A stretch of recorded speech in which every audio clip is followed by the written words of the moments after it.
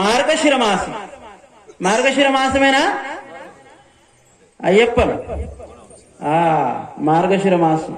మార్గశిర మాసంలో ఈ శరదృతువులాగా మనకి యొక్క మార్గం దొరకాలి.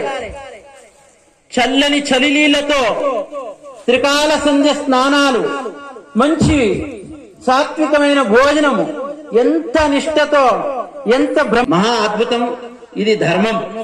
ఇది యొక్క అయ్యప్ప అనుగ్రహ కోసము, మనం దైవాన్ని ధర్మాన్ని కాపాడడానికి కోసం ఇది ఒక మార్గం.